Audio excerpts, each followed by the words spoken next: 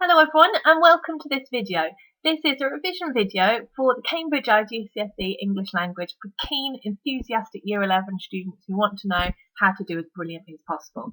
So in this first video we're going to focus on some really detailed tips for question 1 of the extended paper. So as I'm sure you know, this is the question where you read the text and you write an imaginative, creative text based on what you've read. So if this is one that you think you need some help on, then continue watching. We'll be looking at the mark scheme, we'll be looking at how to approach the question, and we'll be looking at an example answer. So the first thing to get clear in your mind when you're thinking about this question are the timings of it. This is really important because it's easy in this exam to think that you've got loads of time and to sit back and to answer an okay paper, but not really make the most of the time that you've got. So you've got 2 hours in total, 120 minutes, which can seem like quite a lot of time. You've got 50 marks in the whole paper, but I would recommend out of that 120 minutes, you should be spending around 15 minutes reading the 2 texts and planning your answers. You should also give yourself 5 minutes at least at the end to check and edit your answers. So that leaves you with 100 minutes of writing time. So 100 minutes for 50 marks gives you about 2 minutes to spend per mark. So if you divide that down to the questions, you're looking at, for question 1, a 20-mark question, around 40 minutes spent writing. So once that comes down to it, it should actually be fairly easy to divide your time up and to write a really good detail. So first thing you do when you open your paper is actually to read the question before you read the text. I think this is really important and something that a lot of people forget. They go straight into reading the text because they feel like they need to get on and get ahead. But actually, it's really important to read the question first so that when you read the text, you're reading with a purpose and you're actually picking out the information you need. So first thing to think about when you look at it is PAF. P-A-F. The purpose, the audience and the form. And that will all be there in the question somewhere. So imagine you're a newspaper reporter working in the nearby town. Write a report using this headline. So first thing I can pick out is the purpose. If it's a newspaper, I'm a newspaper reporter, my purpose is going to be to inform. I want it to be informative, giving clear facts. So it needs to be kind of clearly stated, a clear sequence of events as well. So I might be thinking about my connectives that I might be using and really making that clear. And I also want to have a fairly formal tone as well if it's a newspaper report. Don't want to go too informal. Then thinking about my audience, obviously they're going to be newspaper readers. There's a bit of a clue where it says you're working in a nearby town, so it suggests to me that it's probably a local newspaper. So I mean, think about they might know a little bit about the event, so think about sort of targeting and changing your language slightly for that. And then our form is very clear in bold. It's a newspaper report. So again, think about how you'd set out that. What are the features of a newspaper report? You've got a headline, and it's given that to us already. Lone fisherman survives the storm of the century. We also want to think about a first paragraph that's got 5 W's and H before you go on to it. So who, what, when, where, why, and how before you actually tell the rest of the story. We might include quotes in it as well, quotes from people involved. So really think about how you can make it suit that form. Okay. The other thing to be looking at then, once you've sort of sorted out your path, is thinking about the bullet points, and you use the bullet points to annotate the text as you read and plan your answer. They should be integral to everything you're saying. So it's saying we need to include what happened to the fisherman in his surroundings, why did he refuse to leave his home, and how will it affect his way of life in the future. So there are 3 things that as I'm reading that text, then I've got the purpose. I'm picking out those bits of information to help me write my report and ultimately to answer the question. The other thing to kind of really focus on as well that they do mention in the question is where it says be careful to use your own words. It's important to be thinking about, you know, what's there in the text that's important that I can change and make clear in my own words to suit the purpose, audience and form. So once you've done that, you've annotated the questions, you've got it really clear in your head what you're looking for, then you can go and answer the question and you can read the text. It's worth thinking about what you're actually marked on in terms of what that question's asked you, because there's 2 sections to this mark scheme. There's 15 marks for your reading, as it says in the question, and 5 for your writing. So when you're annotating the text, you're picking out the things for the reading marks. You're picking out the information that you can then work into your own response, and it's the majority of the marks that are going to come from this side of it. So make sure you really understand it well and you've used a wide range of ideas. So you definitely are trying to pick out information from all three of those bullet points and show a full understanding of everything that's happened. But it also says, you're using supporting details. So you're using the information from the text but integrating it into your own response to show a sense of purpose. So if you've worked out that path, that will help you. And that your ideas are developed as well. So you take what's there and then you develop it with your own independent creative ideas. All points are fully addressed. So you've got to talk about all three bullet points. And that shouldn't be hard to get into that top 5. We're all smart enough. We can figure that out. And the other 5 marks are for writing. So this is kind of your SPAG, spelling, punctuation and grammar side of things. But also it's how convincing does your language sound? How good is your vocabulary? How well is it structured and sequenced? And does it sound authentic? Does it have that voice and that sense of a real newspaper article? And is it accurate? So we've got that in mind. We should be thinking about what the question's asking us so we can write that really good creative response. So you've prepared your questions. You know exactly what you're looking for. So the next thing to do is just to read the text. And the most important thing, now you're reading with a purpose and with a sense of meaning, is to have a highlighter with you or a couple of highlighters. So you're really selecting those important things that you need.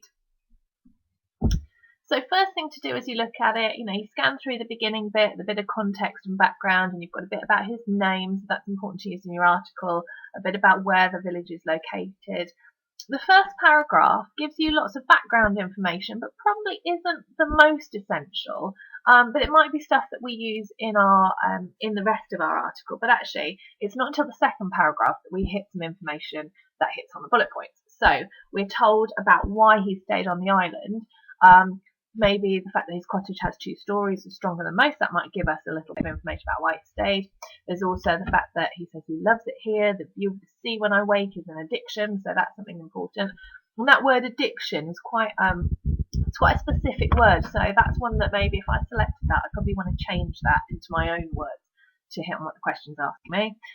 Sensation of perfect peace. We've got lots of stuff we can use for that second bullet point about why he stayed.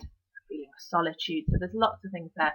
That word monarch of all I survey, again, that's another one that you probably want to change into your own words because again it's quite a specific word. And then we've got more information about what actually happened to the fisherman and his surroundings that hits on the first bullet point. So this next paragraph we've got the heavy bank of cloud, no breeze, no sand, so this kind of build up to the storm, and that's important that we include that in there.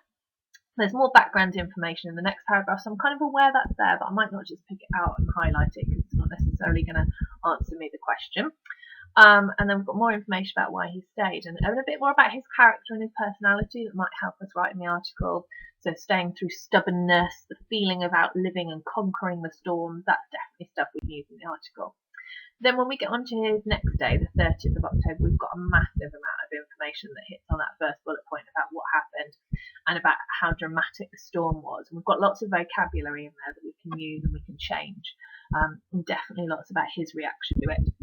Now the third bullet point is quite hard, I think, because there's not actually a huge amount of information here that tells us what happened. Obviously the diary finishes before the storm's over and we know from the headline that he has survived. So we might take a hint from what's in there. So he tells us that he's got children who've moved to the nearby town. So perhaps that's something we could use and develop to talk about what happened to him afterwards and what happened as a result of it. A little bit more information about the storm itself that we could use for that first bullet point. Maybe the fact that he might be stranded. How could he be rescued from that? What could we use? And then the last bit as well could use us for that final bullet point about him hearing his favourite music and the sound of the sea. Maybe we could use that and integrate that into what might happen to him. So we've read the text really well. We've got the information that we need to hit on those bullet points and to get those 15 marks for reading it. Now, one more thing to do before we actually start writing, and it's something that a lot of people hate doing, and they always go, oh, I don't like to plan. I write much better when I don't plan. But this doesn't mean writing out a big detailed paragraph by paragraph plan that you would for like coursework or controlled assessment. But it just means getting some ideas out on paper, before you actually commit to writing the text itself. So even if you just annotate the 3 bullet points on your paper, then that's enough, that's fine. Just getting your ideas clear and getting a sense of structure and sequence, which will help you with your marks out of 5. It might be just jotting down some keywords and phrases you want to use as well. So where I pointed out the fact that you might want to change monarch, for example, or addiction, write those and annotate the text just so that you don't forget them. Or make a note of techniques that you don't want to forget once you start writing. So you might want to personify the sea, for example. That's something that you think of as you're reading. You think, I don't want to forget that. Jot it down at the top of the paper. And the thing about it is that when you're in an exam, the pressure does make you forget. Your mind goes blank. You're trying to remember everything all at once.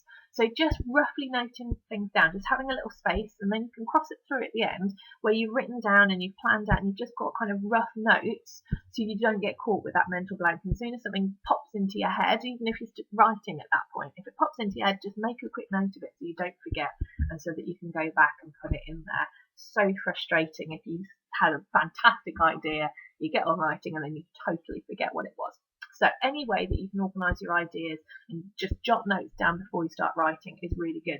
Another tip I've got about planning is just at the top of your plan or at the top of your paper, write down all the punctuation marks that you can think of as well, and then cross them out as you go through and just kind of refer back to that as often as you can, because it just means it's such an easy way. You get more marks for using a variety of punctuation. So if you suddenly think, oh, I need to put in a semicolon, I haven't used one of those yet, you can cross it off and you can make sure you've got that variety. Okay, so I'm ready to start writing. And the first thing I want to do is make sure I start with the headline that they've given me. It won't necessarily always be a headline, but they will always give you a first line, and use it. Make sure you do, and don't forget and sort of be creative and start with your own. Unfortunately, they can be a bit rubbish, but if they've given it to you, if the examiners have given it to you, you stick to it. So there's my headline. And I want to start with my first paragraph, like I said, to stick with the form and conventions of a newspaper article, summarising the main story with who, what, when, where, why, and how, and all those key facts to begin with summarising the story before I then chronologically get on with what actually happened and reporting the events. So I'm going to start with following the devastating storms of last week, which laid siege to the west coast of the county, a tale of survival against the odds has emerged. So I've got my when last week, I've got my what, the devastating storms, and I've got my where a little bit, although I'm going to go more detail in a bit, the west coast of the county, and what, a tale of survival against the odds. And I thought I'd use some dramatic, emotive language, devastating. I've used some battle imagery with that metaphor, laid siege to the west coast. And it does sound a little bit cheesy and over dramatic, but it's a local newspaper, it probably would be. Adam Jones, so I've had to make up his name, his surname at least, because that wasn't given to me, and it would be included in a newspaper article, so make sure you do include information like that. A fisherman who's lived his whole life in the largely uninhabited, so that information from the first introduction and first paragraph is there, coastal village of Rockhead, again I've made that up, managed to sit out the storm unscathed, whilst the tempest, I don't want to repeat the word storm over and over again, laid waste to what was left of the village. As local residents count the cost of the damage to their property, Jones counts himself lucky he escaped with his life. And I thought I'd include a nice little balanced sentence there, counting the cost and counting himself lucky. A little bit cheesy, but it's a nice way to end the paragraph. And it's the kind of thing they do in a local newspaper. So my first paragraph just summarises the whole thing and answers all those questions. Then I want to get straight on with hitting on those bullet points. So I'm going to start off with what actually happened. I remember the information from the first day was that it was quite calm and there wasn't much going on. So you could have been forgiven for thinking that nothing was amiss. It was the afternoon of 29th of October, so I want to include a date because it's got to be factual and informative as a newspaper article. Passed deceptively calmly with little wind and calm seas. And again, remember that there wasn't much breeze is what we're told, so I changed the word a little bit. However, experienced locals who remember the horrendous storm of 15 years ago would have been warned by the foreboding appearance of black clouds gathered ominously on the horizon. So I've included that information that I didn't necessarily highlight because it was important background information that there was a storm 15 years ago, but it shows I've read the text really well to pick me up some of those reading marks. And in the text it did say a bank of black clouds, so I don't want to be obvious that I'm repeating the wording of the diary entry. And I've used some nice emotive, dramatic language with foreboding and that interesting adverb ominously. By the morning of the 30th, so I'm using dates again, a deluge had erupted and was buffeting the fishing villages all along the coast. Rocket's position, divided from the mainland by a small strip of land, again that background information at the beginning, means that it's especially vulnerable to the ceaseless attack of the elements. So I've used lots of dramatic language there, lots of interesting verbs, erupted, buffeting, and ceaseless attack as well. So there's lots of sort of interesting vocabulary to make it as dramatic as possible. And remember, those marks out of 5, you're being marked for your vocabulary quite heavily. So I've covered a good lot of information on that first bullet point and lots of the things are highlighted from the text.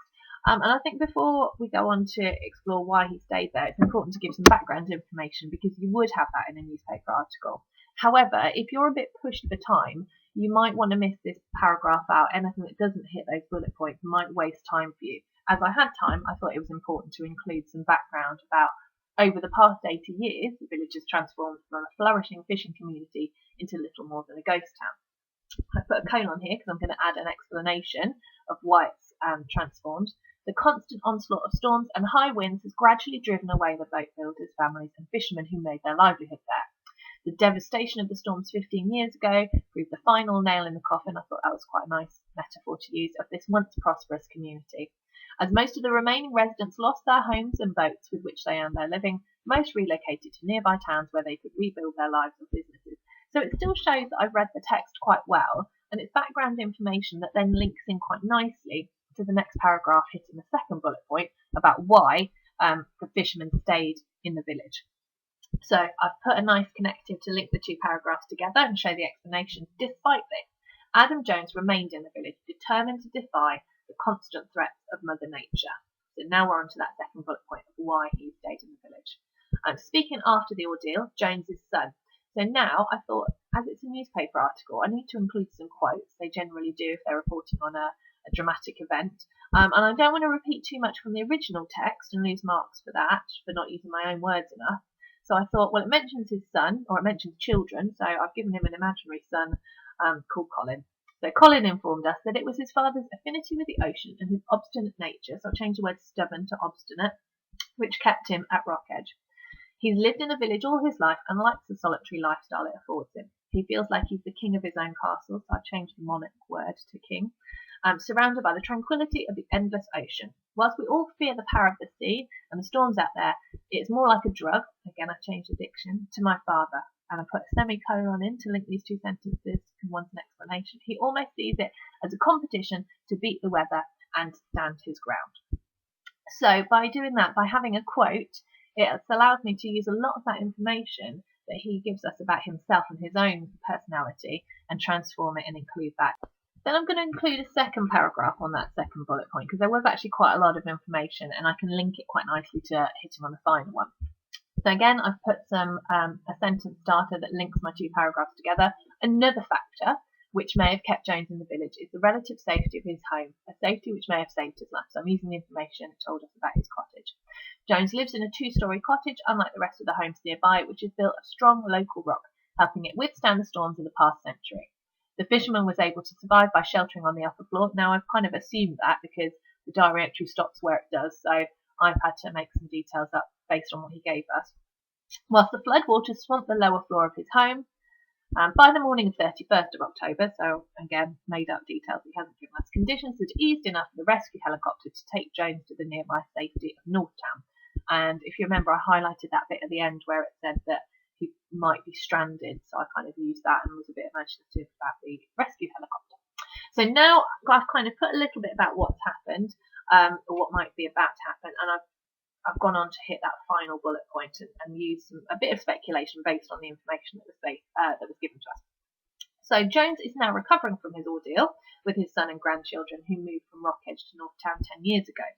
However, he is insistent that he'll be returning to his home once the repairs are completed, and that seems quite likely from all the information we highlighted and from what he gave us, because it seems like, when he was saying he's stubborn, he'd probably go back.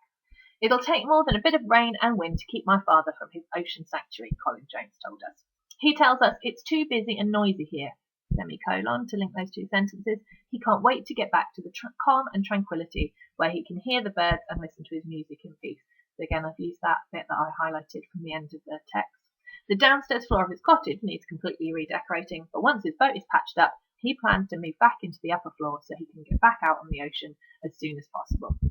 And I think that's probably a logical place to end it. I've hit all 3 bullet points. It's sort of what will happen now. It's fairly chronological, so it seems like a pretty sound newspaper article. So that should be enough. We've hit on all 3 bullet points. We've included plenty of information from the original text, and we've tried to make it as flashy and our vocabulary as interesting as we possibly can. So really, pulling all of that together, there are just a few key things overall to remember for this question. So hopefully going through all of that, you'll have picked out how important it is to use the information from the text. So in the first place, making sure you use the bullet points to highlight and to take the important information out of the text and base your new text on that. But then at the same time, it's also really important to add your own details. Use your own words, and then use the information that we're given to make assumptions and to add embellishments and to make it your own and make it a bit more detailed. Another really important thing that you should be thinking about all the way through is trying to get your voice right. So really trying to make it sound authentic. So making it sound like it should be a newspaper article or whatever it is. And often in a question, you will actually be told you are this character or you are needing to write from this person's point of view. So you really need to make it authentic and sound like that person. And the way to think about approaching that is think about what's your purpose, who's your audience, what's your form, and that will help you with the authenticity of it. It might seem really obvious to most people, but for some reason, this is something that everyone who goes into the exam needs to think twice about for some reason. And a lot of really intelligent people somehow, once they get into that exam and they're writing on that not very nice exam paper, which isn't nice, friendly A4, forget their paragraphs. So remind yourself to check you're using paragraphs. Remind yourself whenever you stop to think, have I used paragraphs? Even if it's kind of the simplest thing and you just use 3 paragraphs for the 3 bullet points and an introduction and a conclusion, that might help you to remember to use them. But it will lose you marks. And if you forget and you suddenly remember at some point in the exam, then just putting a double / writing in the margin new paragraph or a new para, that's all you need to do, and the examiner will be fine with that. But it is a really important, really basic thing. Also, use the bullet points from the question to guide your writing, and it does say in the mark scheme that you need to be addressing all 3 bullet points equally to get up into the higher bands. So try and get as much. Don't use a sort of final little sentence for the final bullet point and kind of forget about it at the end.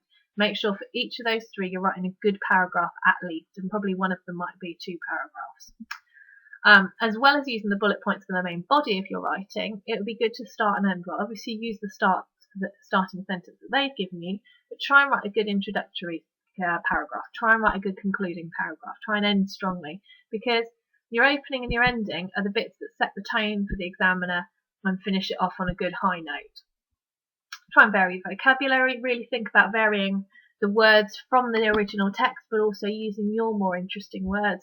Go back when you're checking it and thinking, is that the best word I could use? Can I sex that up a little bit? Can I make something a bit more interesting? And as well as varying your vocabulary, vary your sentence structure. So really think about short, simple sentences for impact, longer sentences, complex sentences to add detail, putting information in parentheses, really trying to kind of vary the way you start your sentences, starting with a clause, a drop-in clause perhaps, thinking about just making it so that it reads in an interesting way, and consciously doing that will help. And varying your punctuation. And like I said, a good way at the planning stage is to write down all the different punctuation marks you can think of and cross them up as you go through.